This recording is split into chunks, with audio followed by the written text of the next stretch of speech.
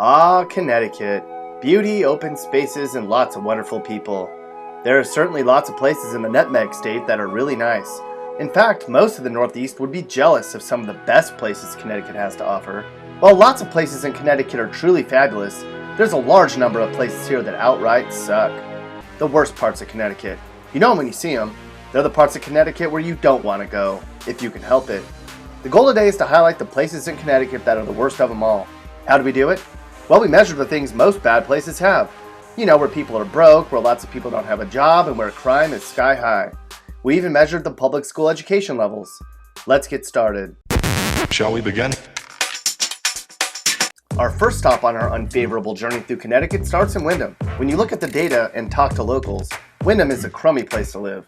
Just about 1 in 10 residents in Windham is without a job, and income levels are in the bottom 10 as well. And for a decent job, you'd have to drive nearly an hour back and forth to Hartford every day for work.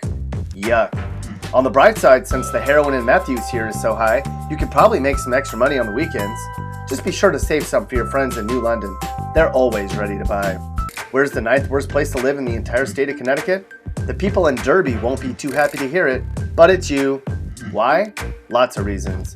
Derby ranks in the bottom 10 for number of people not working and school spending, and the worst 5% for crime. This old mill town has seen far better days, for sure. On the bright side, Derby High School won the 1951 Connecticut State basketball title. Go Red Raiders! About halfway between Hartford and New Haven is the smallest city of Meriden. Sure, this is an area rich with history, but unfortunately it's a haven for drugs and violence. Meriden ranks in the top 5% for crime, especially property crime. In fact, it sounds like if you don't lock something up at night here, it'll be gone by morning. Additional reasons Meriden's a lousy place to live: nearly 1 in 10 people is out of work, and the public school kids here learn in some of the most crowded classrooms in the state. Continuing our worst tour of Connecticut, we come to New Britain, just outside of Hartford. This place is just a mess. It ranks in the bottom 10 for income levels, people out of work, and the schools. What about the crime in hard-hitting New Britain? Well, you'd have about a 1 in 33 chance of being the victim of a violent crime if you spent a year here. On a positive note, for entertainment options, we have to mention that there are several red box rental machines in town where you can check out all the latest movies. If you pulled 100 nutmeggers, you'd probably get 98% of them to agree that New Haven should be on this list.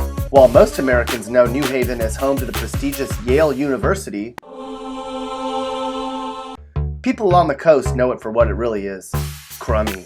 If you like living near lots of people, then this is your place. New Haven's the second most packed place in the state. Crime is the second worst in the state too, meaning if you wear the wrong hat in the wrong neighborhood in New Haven, you're gonna get iced. So you better play it safe if you want to stay out of trouble. A majority of the population not affiliated with Yale is strapped for cash. In fact, it's the 9th poorest place in the state. But on the bright side, at least the people in New Haven make more money than the people in Hartford, so they can brag about that if they want to. We built this city, and now it sucks. Welcome to Bridgeport, the 5th worst place to live in the entire state. What makes B-Town such a lousy place to live?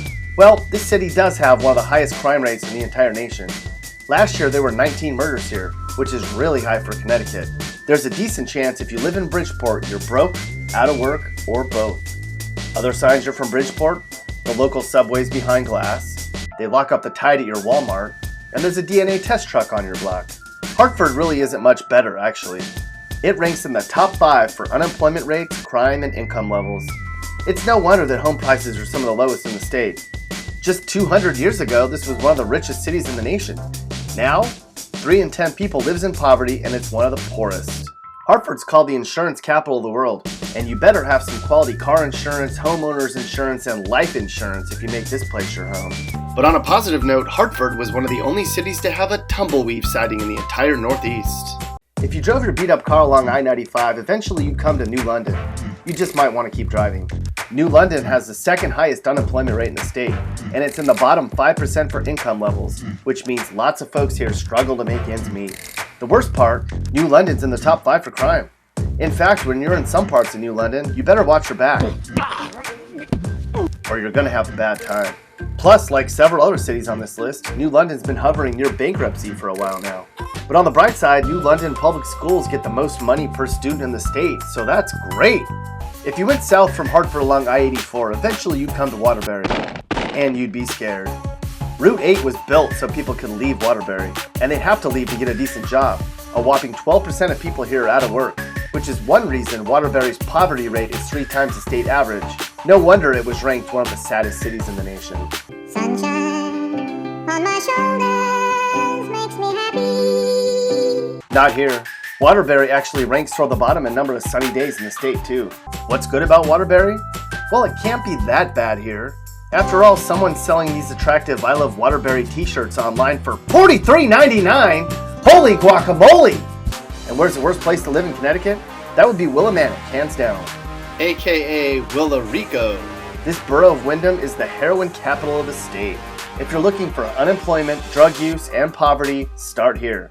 It ranks in the state's bottom 10 for income levels and home prices, and in the top 10 for home vacancies and crime. When you're in some of the worst Connecticut communities, some parts can be hard to tell apart, but you can tell who's from Willimantic though.